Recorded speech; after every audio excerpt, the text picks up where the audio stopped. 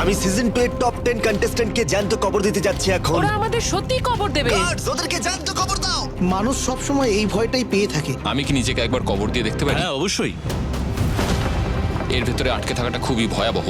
আমাদের অনেক সমস্যার সমাধান করতে হবে। ওরা সত্যি ভয় পাচ্ছে। আমি জানি না এটা সম্ভব হবে কিনা, কারণ বৃষ্টি আসবে। এপিসোডটা কমপ্লিট করতেই হবে। এখন তুমি কাকে মিস করছো? মাকে মিস করছি, উনি আমার জন্য অনেক স্যাক্রিফাইস করেছেন। দাঁড়াও, তুমি কি বলেছো যে তুমি বিয়ে? হ্যাঁ আমি বিয়ে করেছি। সত্যি বলছো? তুমি কি কন্টেস্টেন্টদের সাথে ইমোশনালি অ্যাটাচ হয়ে পড়ো? ভাই দেখো, কষ্ট তো হয়। গার্ডস, $1,000,000 নিয়ে এসো। এখানে $1 মিলিয়ন রয়েছে, যেখান থেকে সবাই নিতে পারে। সবাই সমান ভাগ করলে 1 লাখ করে প্রত্যেকে পাবে। আমি বুঝে গেছি, শেষে আমাকেই তোলা হবে। এখনই সবার আসল রূপ দেখা যাবে। আমরা এটা নিয়েই চিন্তিত ছিলাম। এখনই বৃষ্টি শুরু হয়ে আমরা গেছে। আমাদের কাজ অনেকক্ষণ বন্ধ রেখেছিলাম। আমাদের সবাইকেই তাড়াতাড়ি কবর থেকে তুলতে হবে আর সেফ কোনো জায়গায় নিয়ে যেতে হবে। কালকে আমাদের আর্থিকভাবে খুব খারাপ দিন কাটবে। যদি আজ রাতের মধ্যে শ্যুটটা কমপ্লিট না হয়, তাহলে সবকিছু শেষ হয়ে যাবে। টাকার উপর বসলেই সিদ্ধান্ত বদলাবে।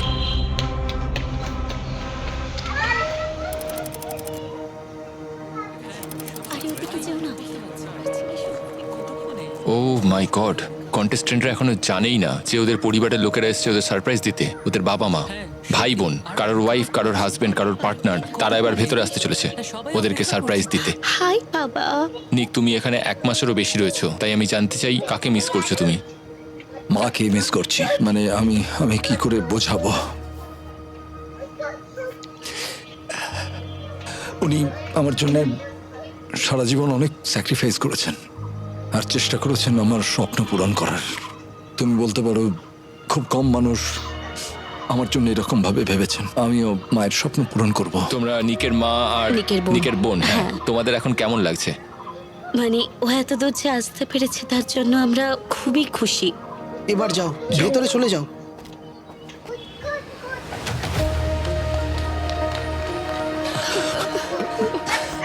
আমি সত্যি গর্বিত তোমাকে নিয়ে। তুমি খুব ভালো খেলছো। তুমি পারবে। শটটা খুব ভালো হয়েছে। এরপরে তাহলে কারা আসছে?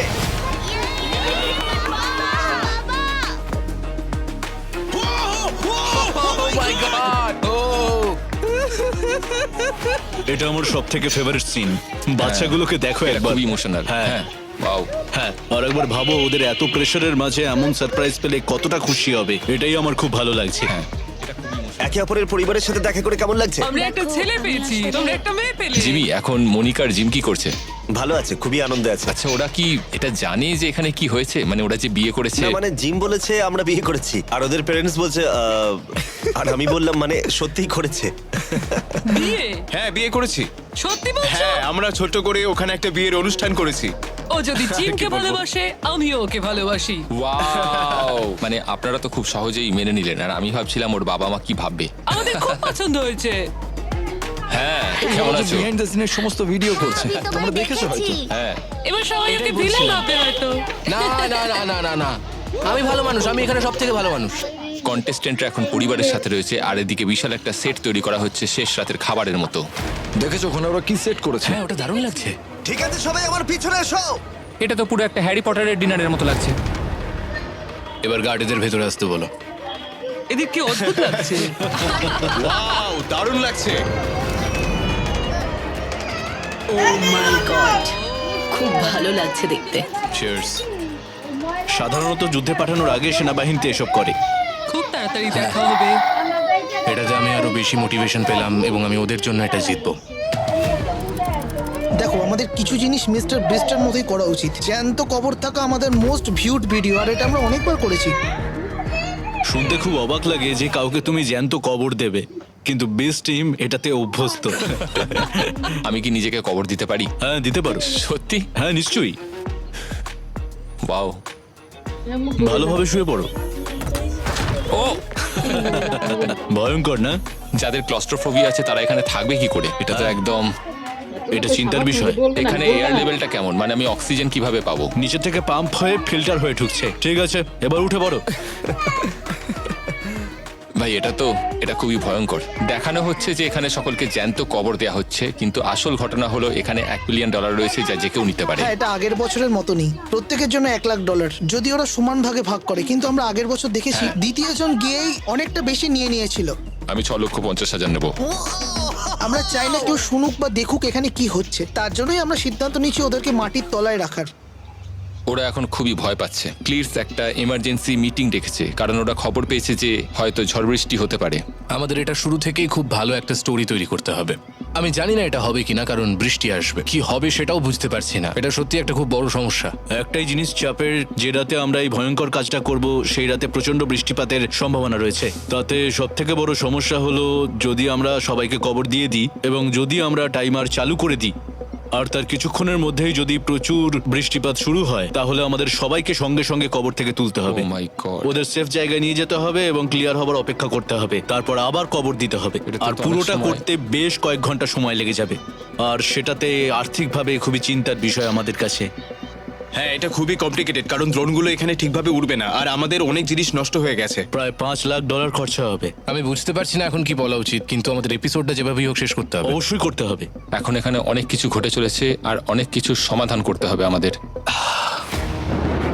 তোমরা দেখতে পাচ্ছ যে বৃষ্টি শুরু হয়ে গেছে, মানে এটার জন্যই আমরা সবাই চিন্তায় ছিলাম। আর যদি এখন বাজ পড়তে শুরু করে তাহলে সবকিছু শেষ হয়ে যাবে। তাই আমাদের এখন সময়ের বিরুদ্ধে লড়তে হচ্ছে। এখান থেকে বেরিয়েই আমাদের ফিনালে এপিসোডের জন্য প্রস্তুতি নিতে হবে। দেখা যাক আমরা আজ রাতে শুটিং শুরু করতে পারি কিনা, কিন্তু এটা বেশ চিন্তার বিষয়।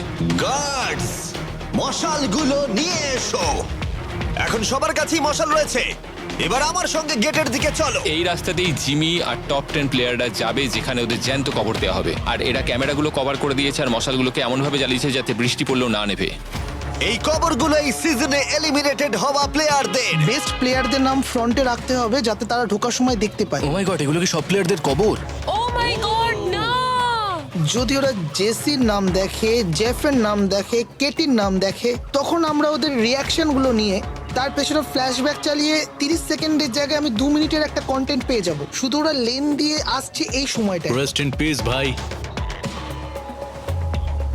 দেখো, এই গেমটায় প্রথমে একজন ক্যাপ্টেনকে বাঁচতে হবে, তারপর ওই বেছে নেবে যে কাকে আগে কবর থেকে বের করতে হবে। এমন কাউকে ক্যাপ্টেন বাছো যাকে তোমরা বিশ্বাস করো। আর এটা আরো ইন্টারেস্টিং করতে, ক্যাপ্টেনকে জ্যান্ত কবর দেওয়া হবে না।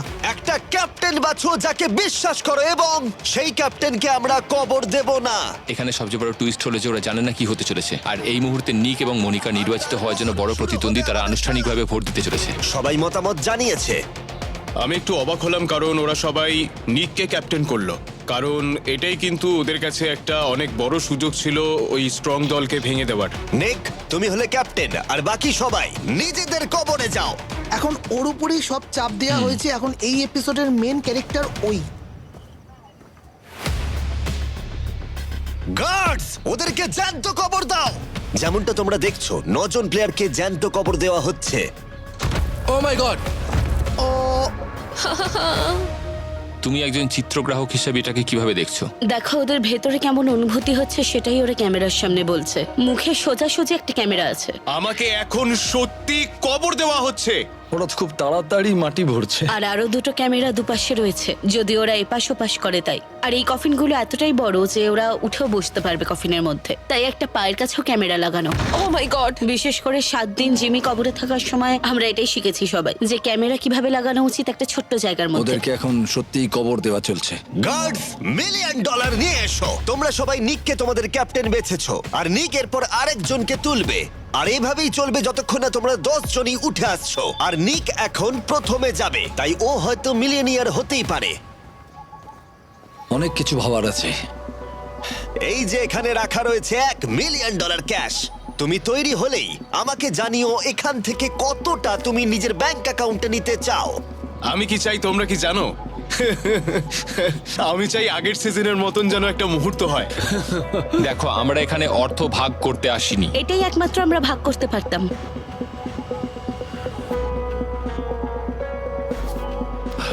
ও ভাই, কার কেমন চরিত্র এখানেই বোঝা যাবে, তাই দেখা যাক কি হয়। আমি খুবই অবাক হব যদি ওরা নিজেদের ন্যায্য অংশটা না নেয়। আমার মনে হচ্ছে কেউ নিজের ভাগের থেকে বেশি নেবেই। এবার দেখা জানি না। যাক। আমার হার্টবিট এখন অনেক বেড়ে গেছে।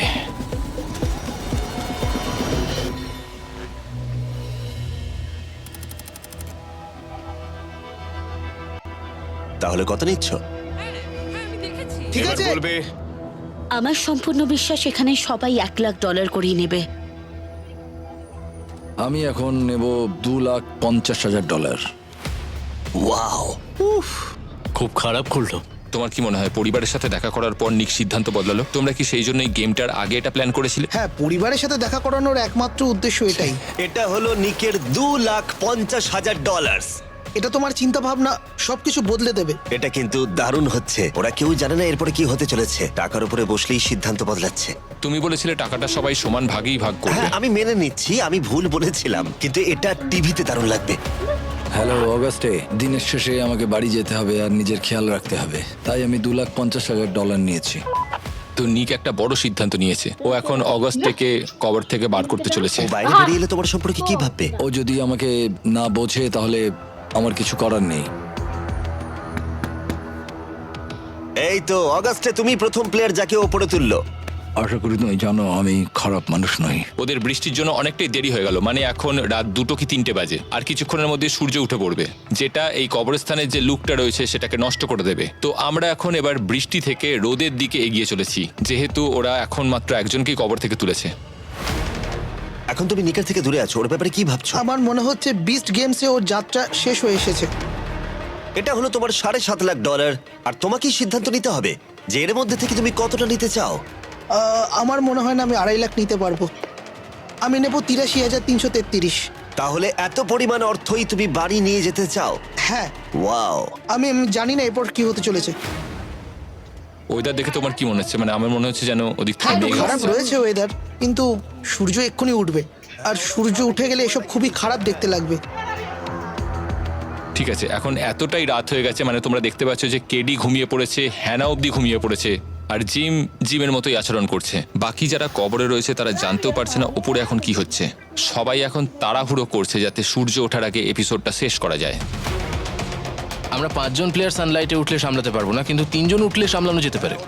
এই এপিসোডটা পুরোপুরি সিনারি চেঞ্জ আর কন্টেস্টেন্টদের আলাদা করার জন্য ছিল। সেই জন্যই সূর্য ওঠার আগে শেষ করার চেষ্টা করা হচ্ছে, কারণ জিমি প্রত্যেকটা কন্টেস্টেন্টের সাথে হেঁটে সিটিতে যাচ্ছে, তুমি কত নিচ্ছ? আমি বাকিদের জন্য কিছু রাখতে চাই।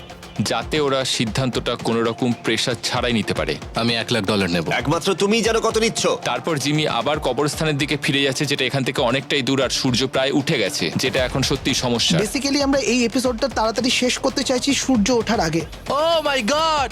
কিন্তু আমার মনে হয় না সূর্য ওঠার আগে ওদেরকে কবর থেকে তোলা আমি হবে। $2,50,000 নিয়েছি।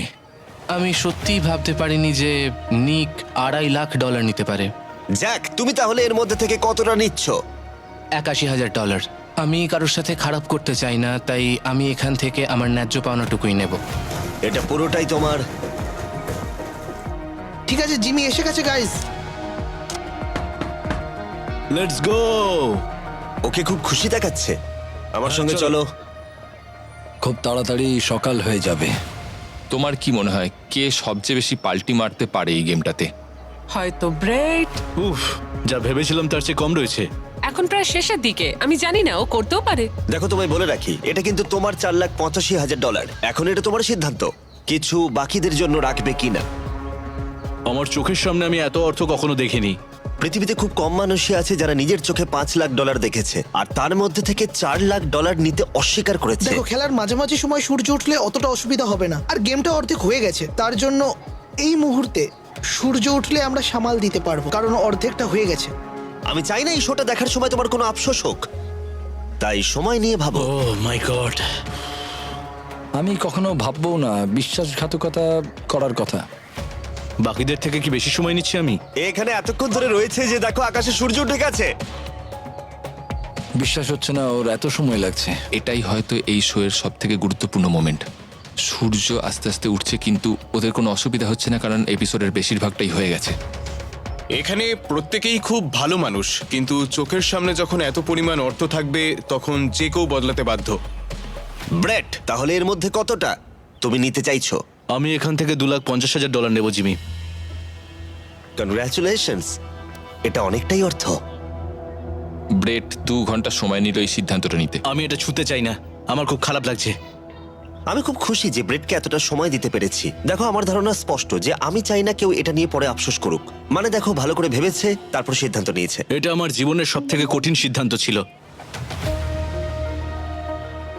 এরপর আমি মনিকাকে কবর থেকে তুলবো।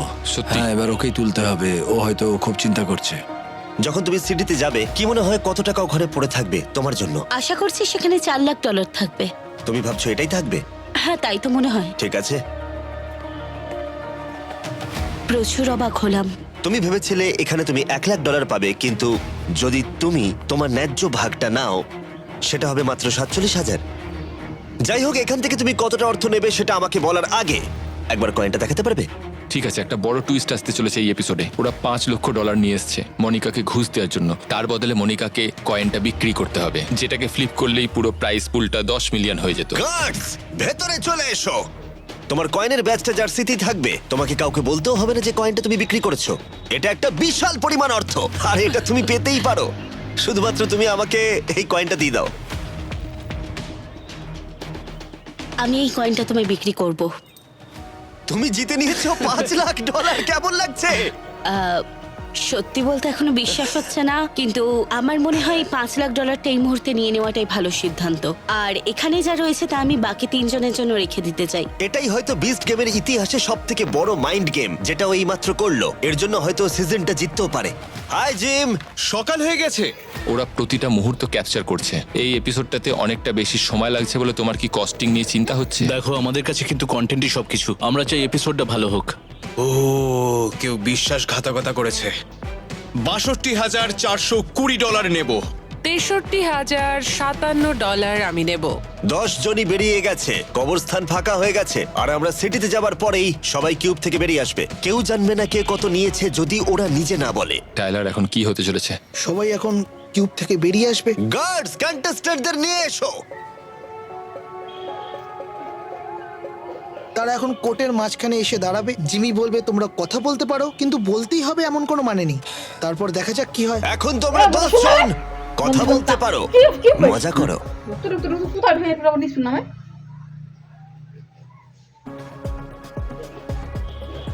আসলে আমি $2,50,000 নিয়েছি।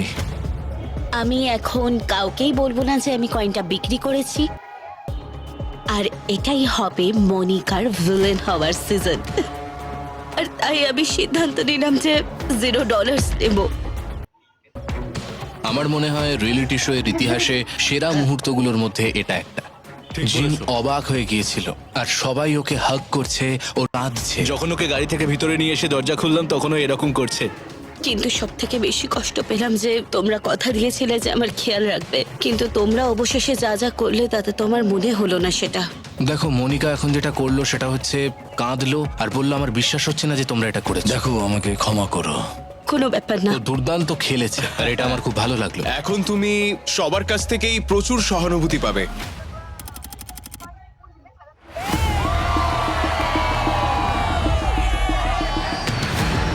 আমরা এখন আমাদের প্রথম সিন শুট করতে চলেছি। 10টা ল্যাম্বো, 10 জন কন্টেস্টেন্ট। ও মাই গড, চলে যাওয়া যাক। ওরা সবকিছু বন্ধ রেখেছে জিমি আর বিস্ট গেমস এর জন্য। আমরা অনেক কিছু প্ল্যান করেছি। আমি তোমাদের সেটটা কখন দেখাবো ভাবছি। এটা আমাদের সেটের ফার্স্ট লুক। এখনো অনেক কনস্ট্রাকশন বাকি রয়েছে। আমরা চেষ্টা করছি যাতে 2-1 দিনের মধ্যে সবটা শেষ করা যায়। ব্রাইব গেমে তোমাদের স্বাগত। এবার খেলাটা জটিল হবে। বিস্ট গেমস হলো ঝুঁকি নেওয়ার খেলা। তুমি কি ঝুঁকি নিতে পারবে? এটা পাগলামো। সব সিদ্ধান্ত এখানে